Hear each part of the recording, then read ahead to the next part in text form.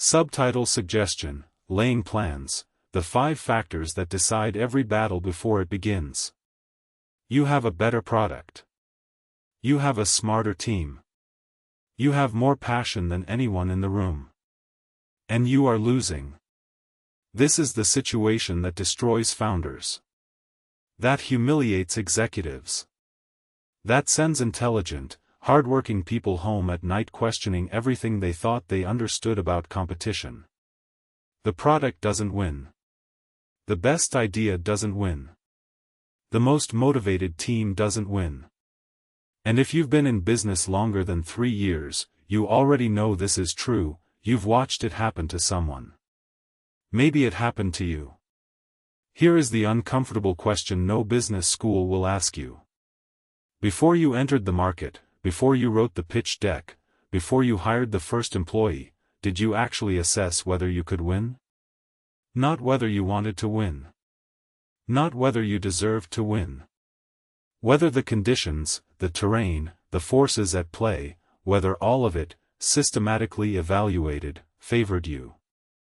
2,500 years ago, a general answered that question. His answer changed warfare. And it will change the way you run your business. His name was Sun Tzu. And almost everything you think you know about him is incomplete. We throw the phrase, art of war, around in conference rooms. We put quotes on LinkedIn. We reduce a military genius to a bumper sticker.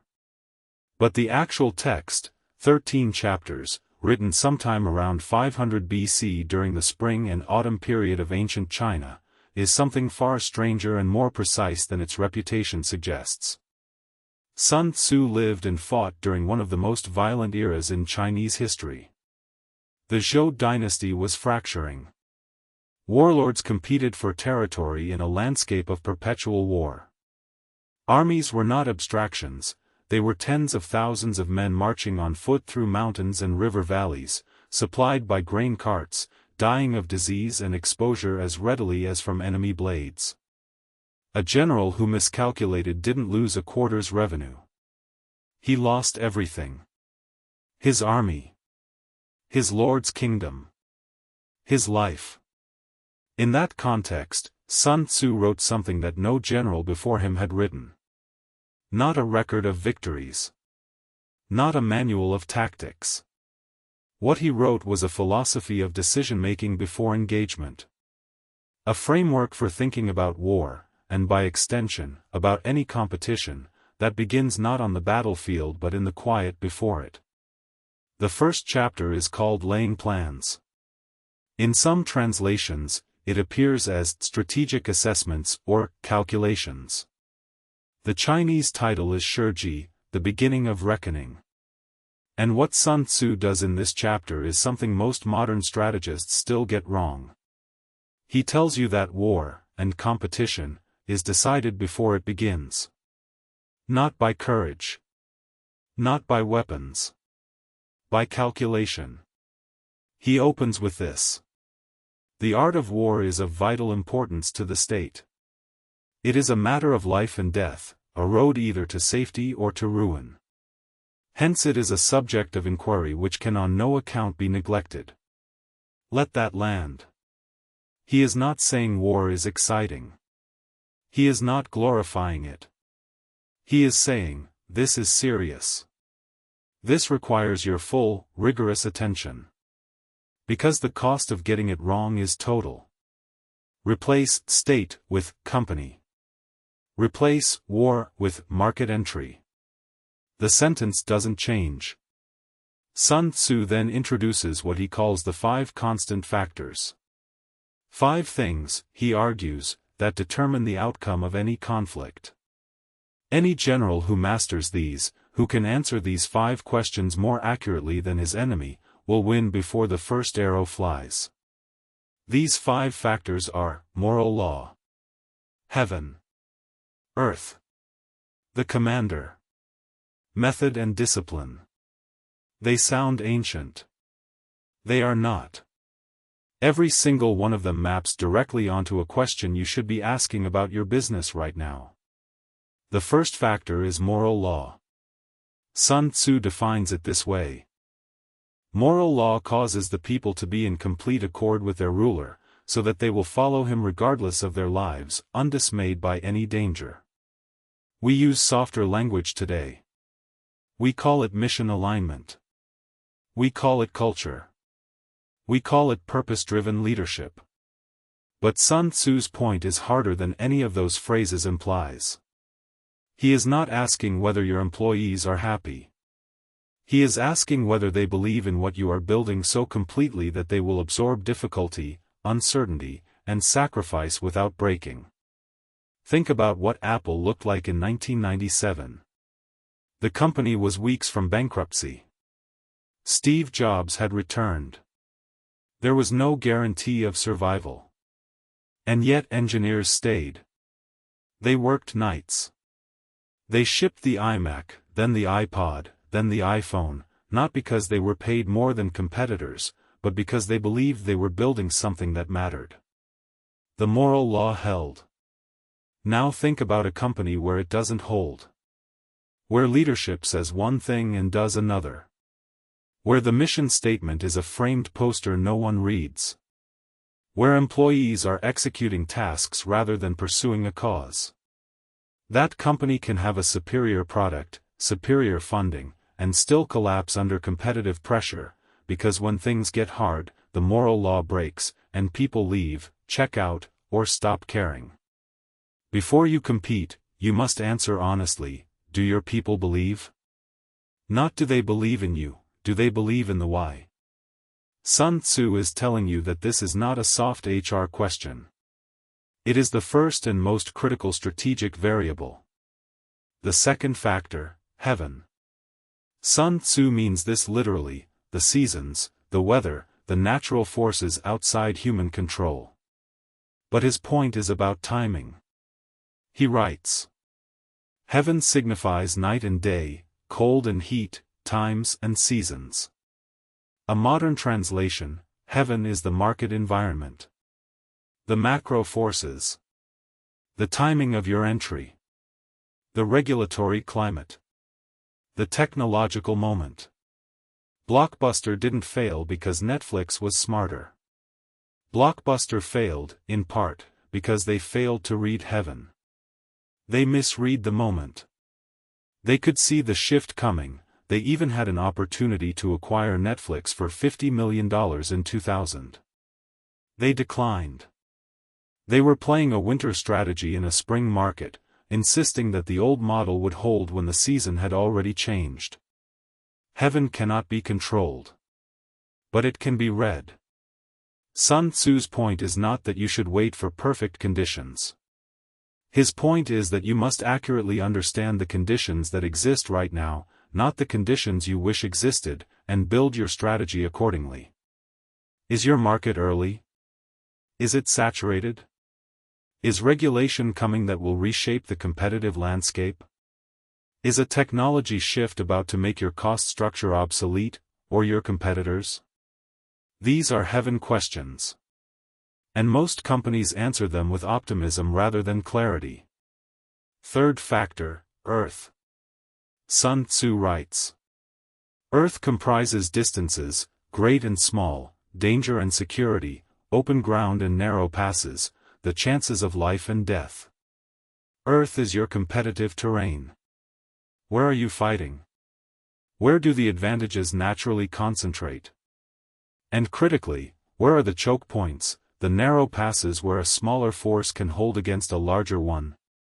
When Warby Parker launched in 2010, they didn't charge into the center of the eyewear market and try to outcompete LensCrafters on their own terms. They found a narrow pass, direct-to-consumer online sales, with a home try-on model, attacking the pricing structure of an industry that had grown complacent under near-monopoly conditions. They read the earth. They found the terrain that favored a lighter, faster force. Earth strategy is also about knowing where not to fight. Sun Tzu is obsessed with this. He returns to it again and again throughout the 13 chapters. The general who understands the terrain knows which ground to seize and which ground to let the enemy have. Not all territory is worth defending. Not all markets are worth entering. The discipline to avoid certain terrain is as important as the courage to take other terrain.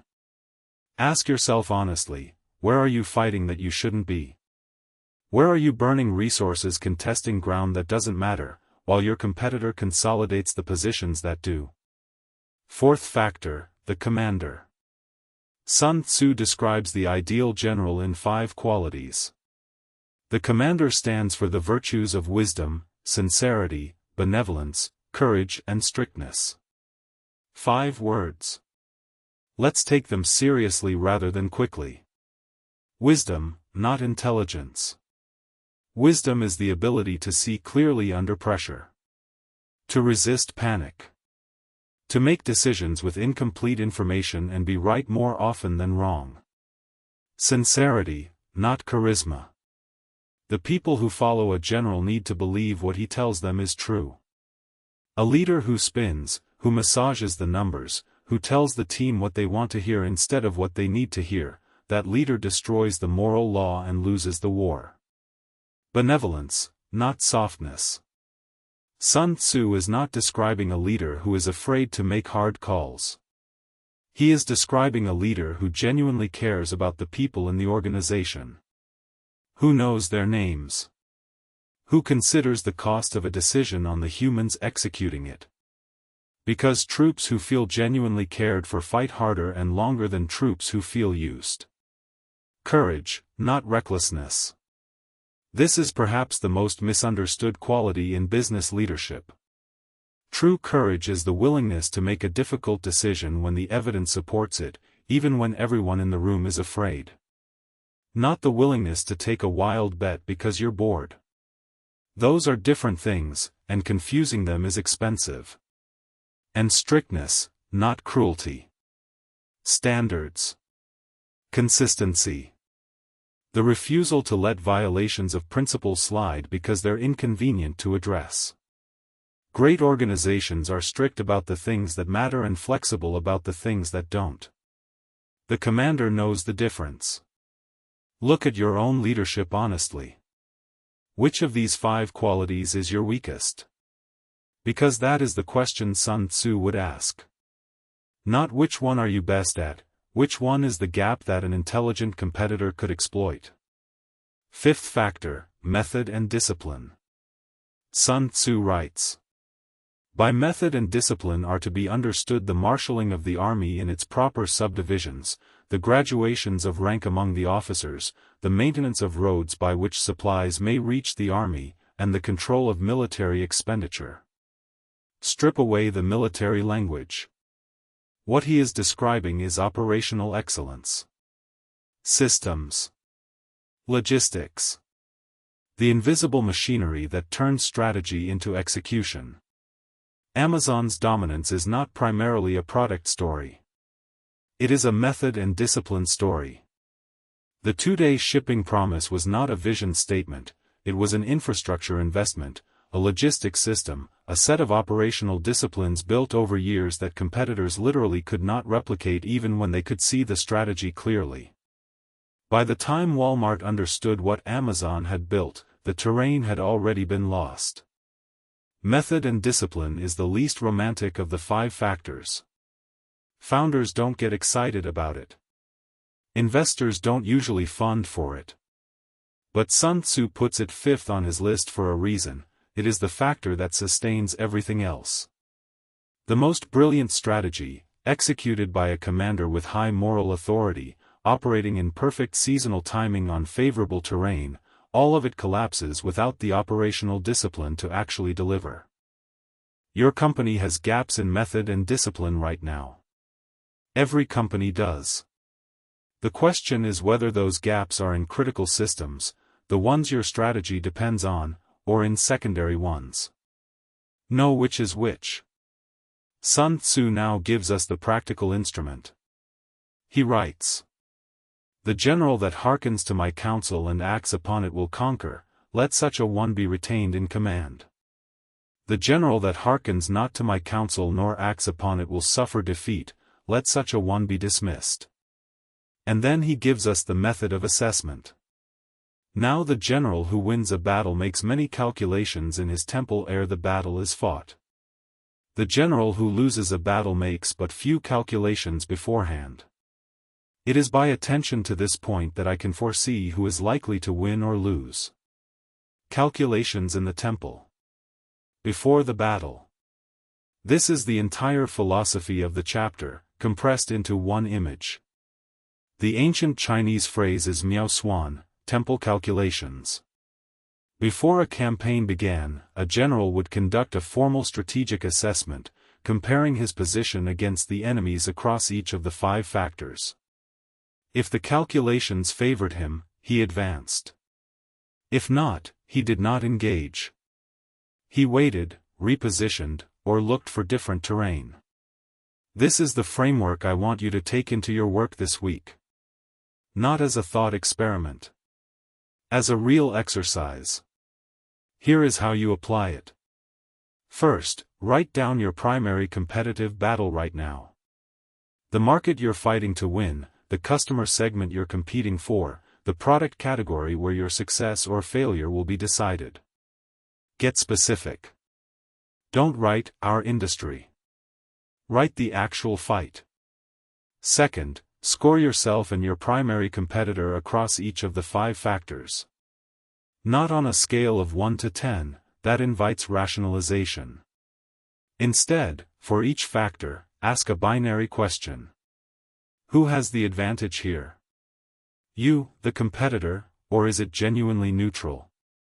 Moral law, do your people believe more deeply than theirs? Is your team more aligned, more committed to the mission under pressure?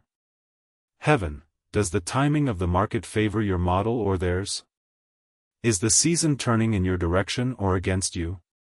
Earth, does the terrain of this competition, the specific customer channel, the pricing structure, the geography, the regulatory environment, create natural advantages for you or for them? The commander, does your leadership bring greater wisdom, sincerity, benevolence, courage, and strictness to this fight than theirs? Method and discipline, does your operational system, your ability to deliver, to scale, to maintain quality, to manage cost, outperform theirs in the ways that matter for this specific battle? When you're honest, brutally honest, about each of those 5 questions, something interesting happens. You stop convincing yourself. You start seeing. And that seeing is worth more than any amount of passion or product confidence, because it tells you where to invest before the fight, not after the loss. Third thing to do this week, identify the one factor where you are most disadvantaged. Not the one that's most comfortable to work on. The one where your competitor holds the clearest advantage. That is your strategic vulnerability. That is what an intelligent opponent will attack. You need a plan for it. Fourth, identify the one factor where you hold the clearest advantage. That is your ground. That is where you press. Many companies dissipate their strength by trying to compete everywhere equally. Sun Tzu's armies concentrated force on the decisive point. Your resources are not unlimited. Concentrate them where you can win. Fifth, and perhaps most important, before your next significant strategic decision, a product launch, a market expansion, a major hire, a partnership, run the 5-factor analysis first. Make it a ritual. Make it the pre-battle temple calculation. The instinct to act is powerful and often wrong. The discipline to assess first is what separates the general who wins from the one who charges into terrain they don't understand.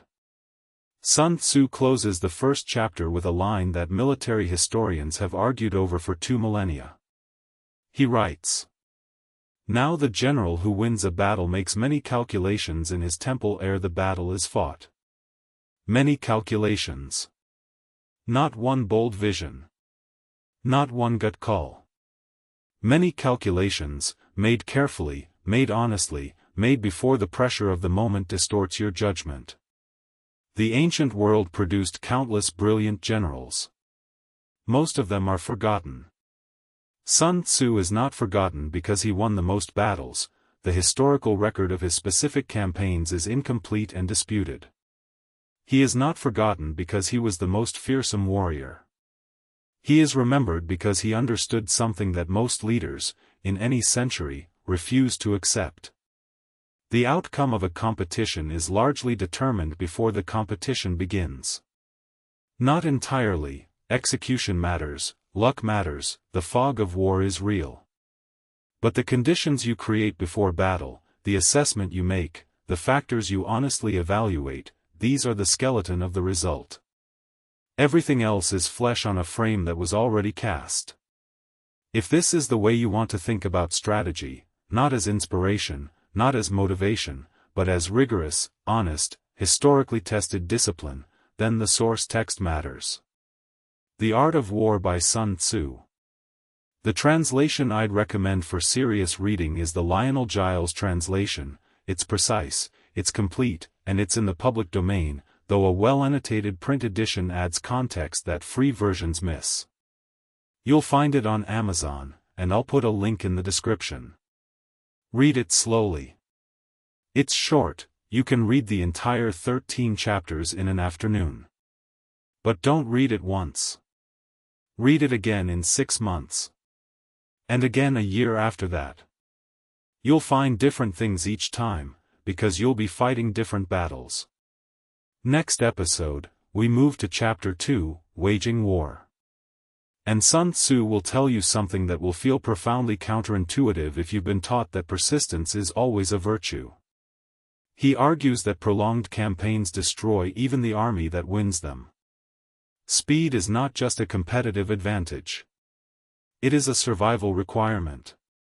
If this kind of thinking is useful to you, the weight of history applied to the problems you're actually facing, subscribe.